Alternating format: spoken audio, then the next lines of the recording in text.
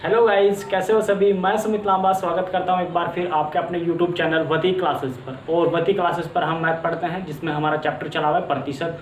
और प्रतिशत के मैंने समथिंग 5 पार्ट पहले से ही यूट्यूब पर अपलोड किए हैं, आप जाकर उनको भी देखिएगा। और आज प्रतिशत का 6 पार्ट है, कल शायद लास्ट रहेगा, उसके बाद हम नया चैप्टर स्टार्ट कर लेंगे। तो गाइज, सेशन को आज स्टार्ट करने से पहले मैं हमेशा की तरह यही बोलना चाहूँगा कि ये मेरा यूट्यूब चैनल है, इस चैनल को प्लीज़ सब्सक्राइब कीजिएगा। और अगर मेरे द्वारा पढ़ाया हुआ थोड़ा सा भी आपको समझ में आता है तो प्लीज़ प्लीज़ प्लीज़ कमेंट में ज़रूर बताइएगा। तो स्टार्ट कर लेते हैं आज के अपने इस सेशन को। तो आज का हमारा जो पहला क्वेश्चन है वो है कि 40% एल्कोहल के 5 लीटर विलियन में 1 लीटर पानी डालने पर नए विलियन में एल्कोहल की मात्रा ज्ञात कीजिए। इसके जैसा ही सेम क्वेश्चन मैंने कल कराया था, लेकिन उसको मैं पूरी तरह से एक्सप्लेन नहीं कर पाया था, जिसकी वजह से उसके जैसा एक क्वेश्चन मैंने आज यहाँ पर लिखा है। देखिए हमने कैसे करना था, मैंने आपको कल जैसे बताया था, जितनी भी मात्रा दी हो उसका आपने मल्टीप्लाई कर लेना है। यानी कि 40% एल्कोहल है तो 40 गुना 5 लीटर है, 5 कितना रहेगा तो 100, यही तो आएगा ना भाई। 40 गुना 5 200 हो गए। चलते हैं आगे। अच्छा, पहले 5 लीटर था, विलियन में 1 लीटर पानी और डाला, 1 लीटर पानी और डाला। पहले कितना था 5 था, अब कितना डाल दिया 1 और, कितना हो गया 6। तो जितना विलियन अब लेटेस्ट रहा है उससे आप इसको डिवाइड कर देंगे, ठीक है। तो इसको ये 100 ये 3 तो 100/3 सही है। जब आप इसको कैंसिल आउट करेंगे तो कितना बनेगा 33 सही 1/, हाँ ये इसका आंसर बनेगा 33 सही 1/3%। जब 100 को आप 3 से डिवाइड करेंगे तो क्या आएगा 33 से 1/3। देखिए एक बार फिर एक्सप्लेन कर देता हूँ। 40% एल्कोहल के 5 लीटर विलियन में 1 लीटर पानी एक्स्ट्रा डालने पर नए विलियन में एल्कोहल की मात्रा बतानी। कि पहले 40% एल्कोहल में, उसके बाद 1 लीटर उसमें पानी डाल दे, तो अब बताना है। तो भाई 40 गुना 5 जितनी भी मात्रा दी है उसको आप लिख लेंगे, मल्टीप्लाई कर लेंगे, फिर जितना घटाया बढ़ाया उससे आप डिवाइड कर देंगे। तो आपने 200/6, क्योंकि 1 लीटर बढ़ाया था तो 5 पहले से था तो 6 हो गए, तो 200/6 कितना बनेगा 100/3। और 100/3 को जब कैंसिल आउट करोगे तो वैल्यू कितनी रहेगी 33 से 1/3%। यही आपका क्या रहेगा आंसर रहेगा। चलते हैं नेक्स्ट क्वेश्चन की तरफ।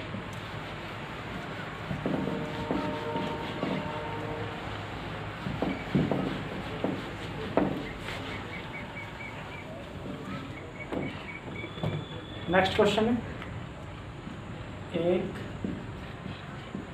परीक्षा में 900 गर्ल्स और 1100 बॉयज़ हैं। 1100 बॉयज़ हैं, इनमें से 40% गर्ल्स पास हुई तथा 50% बॉयज पास हुए।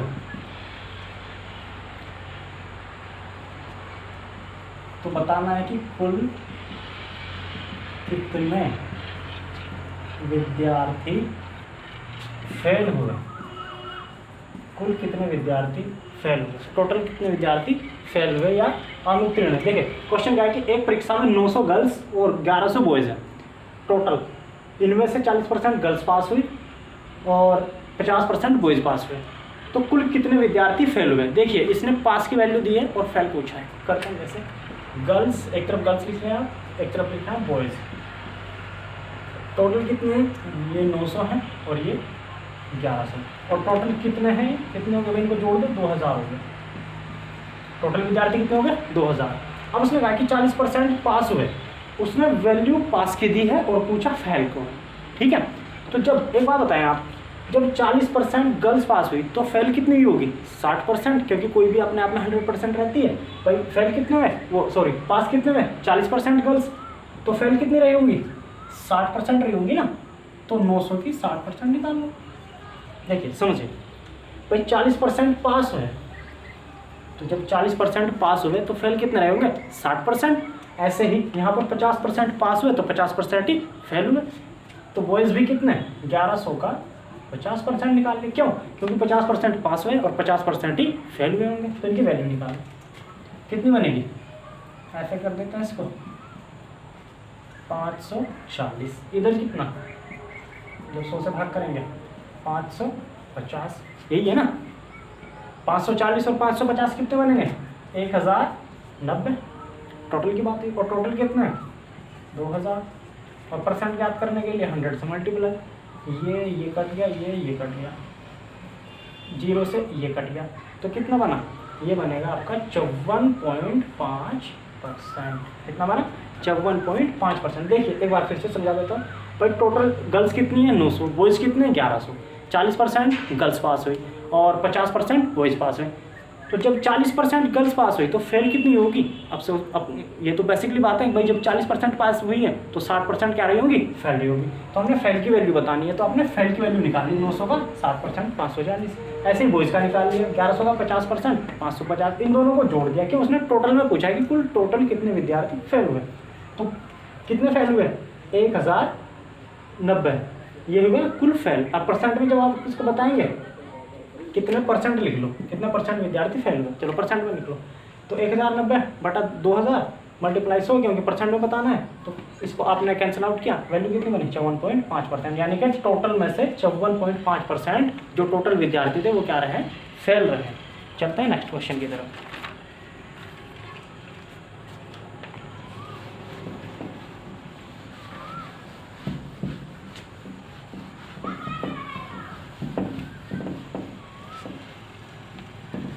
नेक्स्ट क्वेश्चन जो कि इम्पोर्टेंट है, एक परीक्षा में 60% विद्यार्थी इंग्लिश में पास हुए तथा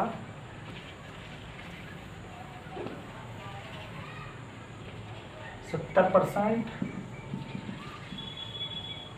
मैथ में पास हुए और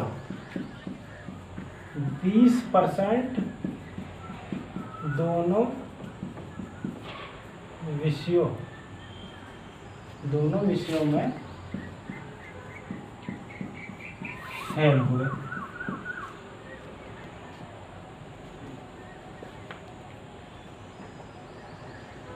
तथा 2500 विद्यार्थी दोनों विषयों में पास हुए,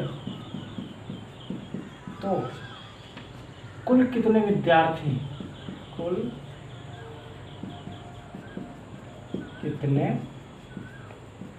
विद्यार्थी परीक्षा में सम्मिलित है।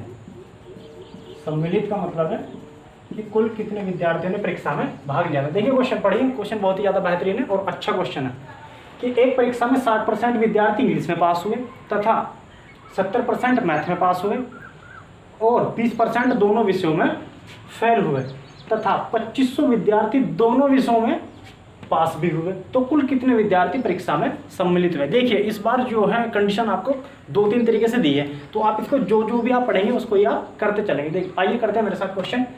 60% विद्यार्थी किस में शामिल है, इंग्लिश में क्या हुआ है, पास। तो पास की लिख लो पहले, तो पास की वैल्यू लिख लो। ये आप एक सर्कल बनाए जिसमें लिखे आप इंग्लिश कितने पास हुए, 60%, ठीक है 60% हुए। फिर मैथ कितने पास हुए, 70%। समझ में आई बात। अब उसने दोनों विषयों में फेल कहा है, कितने 20%। जब 20% फेल हुए तो बताइए पास कितने हुए होंगे दोनों में, 80। क्यों, क्योंकि कोई भी वैल्यू अपने आप में कितनी रहती है, 100 रहती है। तो कितना बनेगा यहाँ पर 80 पास। क्यों, क्योंकि पास की बात चल रही है, ठीक है। अब देखिए समझिए मेरे साथ, तो इन दोनों को जोड़िए, इसको और इसको, पास की वैल्यू निकाल रहे हैं ना, या फेल की भी निकालें तब भी आपने आगे का स्टेप में करना क्या है, ये जो अलग अलग सब्जेक्ट की जो वैल्यू है इनको आप जोड़ेंगे। तो 60 + 70, चलो मैं ऐसे करके बता देता हूँ, 60 + 70 130 आ गया। और जो दोनों विषयों की वैल्यू है ये वैल्यू, इसको आप इसमें से माइनस कीजिए, कितना बचेगा 50। ये 50 किसकी वैल्यू आई है, पास की। किसकी आई है, पास की वैल्यू कितनी 50 आई है ना, 50 आई है, परसेंट में आई है, ये परसेंट में चल रहा है सब कुछ, ये सब कुछ परसेंट में चल रहा है, तो 50% पास आया है ना। अब यहाँ पर देखो, गौर कीजिए, ये देखिए दोनों विषयों में पास हुए, तो पास की वैल्यू उसने वहाँ पर दी है, कितनी है 2500 दी है। कितनी दी है 2500 वैल्यू उसने दी है। अब करना क्या है, याद कीजिए, आप यहाँ से आप इसको कर ही सकते हैं। 50% की वैल्यू कितनी, ये 2500, एक की कितनी होगी 50। जब एक की 50 होगी तो आपको 100 की बतानी होती है, मल्टीप्लाई 100, तो कितनी बनेगी 5000। तो बताइएगा इस कैसा लगा क्वेश्चन, समझ में आया। रिपीट कर लेते इसको क्योंकि बड़ा ही अच्छा क्वेश्चन होता है। परीक्षा में 60% विद्यार्थी इंग्लिश में पास हुए, लिख लो, पास की वैल्यू लिख लो। इंग्लिश में 60%, मैथ में कितने 70%, दोनों में कितने 20% फेल कहा है उन्होंने। ध्यान से देखिएगा, 20% दोनों विषयों में फेल कहा है उसने। तो जब फेल हुए 20%, तो अब जाहिर सी बात है पास कितने होंगे 80%। तो यहाँ पर पास की वैल्यू निकाल लीजिए, तो अलग अलग विषय की वैल्यू को जोड़ लो, ये 60 है, ये 70, 130, जो दोनों में दिया है उसको घटा लो, 80, 130 में से 80 को घटाए कितने 50, तो 50% ही फेल और 50% ही पास। तो यहाँ पर कितना 50% और ये पास है, तो 50% की वैल्यू पास में उसने कितनी दी है 2500, तो एक की कितनी 50, 100 की कितनी 5000। तो ऐसे ही आपका क्वेश्चन होना था। चलते हैं नेक्स्ट क्वेश्चन की तरफ। नेक्स्ट क्वेश्चन,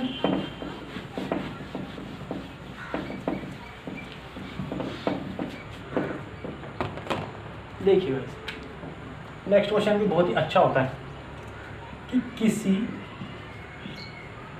वस्तु के मूल्य में पहले 10% वृद्धि की तथा बाद में 10% कमी की, तो बताएं तो वस्तु के मूल्य में क्या परिवर्तन हुआ। देखिए बहुत ही इजी सा क्वेश्चन है, लेकिन अगर आप इसको अच्छे से समझेंगे तो भाई पहले क्या बोला कि कोई वस्तु है उसका मूल्य है, तो उसने पहले तो 10% उसमें क्या कर दी वृद्धि कर दी, उसके बाद आगे चलने के बाद उसमें 10% की कमी कर दी। तो अब बताओ कि इसमें क्या चेंजेस हुआ है, जो वस्तु है उसके जो रेट है प्राइस है उसमें क्या क्या चेंज हुआ है, मतलब क्या चेंज हुआ है। तो आपने करना क्या है भाई, हाँ कोई भी 100 रहती है, सीधी सी बात है, तो पहले इसमें 10% बढ़ा दिया 110, यही हुआ है ना। फिर इसमें क्या किया, इसमें 10% की फिर से कमी कर दी, इसमें ही कमी की है, ध्यान रखना इसमें कमी की है, कितने की 10% की। तो जो भी आएगा वो यहाँ, एक तो इसका तरीका होता है बेसिक वाला। आपने करना क्या है, जब 100 में 10% की वृद्धि करेंगे कितना बनेगा 110 बनता है, मल्टीप्लाई कीजिए आप। फिर बाद में 10% की कमी भी कर दी है ना, कमी भी कर दी 10% की, तो 100 में 10% की कमी की कितना 90। समझ में आ रहा है, इसको आप मल्टीप्लाई करते हैं, 0 से तो 0 कैंसिल कर दो, और 11 9 99, कितना आया 99।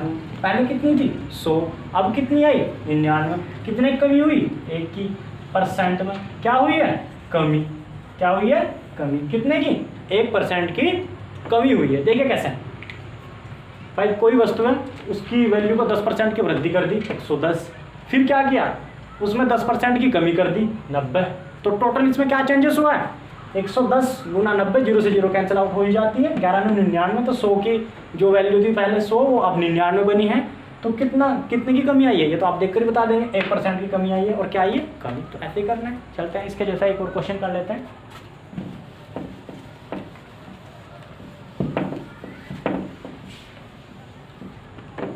इसके जैसा एक और क्वेश्चन कर लेते हैं कि किसी आयत की लंबाई में की लंबाई में 20% कमी की तथा चौड़ाई में 10% वृद्धि की, तो आयत के क्षेत्रफल में क्या परिवर्तन हुआ? क्या हुआ? 20% की कमी कितना रहेगा? 80। ऐसे ही कर देंगे आप तो डायरेक्ट। 10% की वृद्धि कितना? 110। ये 0 से 0 88। पहले कितनी रहती है? 100। 100 से कितना आया? 88। कितने की कमी? 12 की। क्या कमी हुई? कमी हुई कि वृद्धि हुई? आप बताएंगे कमी हुई। क्यों? क्योंकि 100 से कम आया है, और अगर आता 100 से ज़्यादा तो क्या होता? 100 से ज़्यादा आता तो वृद्धि। आया है क्या? 100 से कम। तो जब 100 से कम आया तो क्या होगा? कमी। तो गाइज आज के क्वेश्चन आपको कैसे लगे कमेंट में ज़रूर बताइएगा, और सेशन को यहीं पर समाप्त करते हैं। तो अगर आपको ये सेशन बहुत ही मतलब अच्छा लगा या आप इससे कुछ सीख पाए हैं तो प्लीज़ कमेंट करके ज़रूर बताइएगा, और चैनल को सब्सक्राइब जरूर कीजिएगा। तो मिलते हैं कल नेक्स्ट वीडियो में, जब तक के लिए जय हिंद।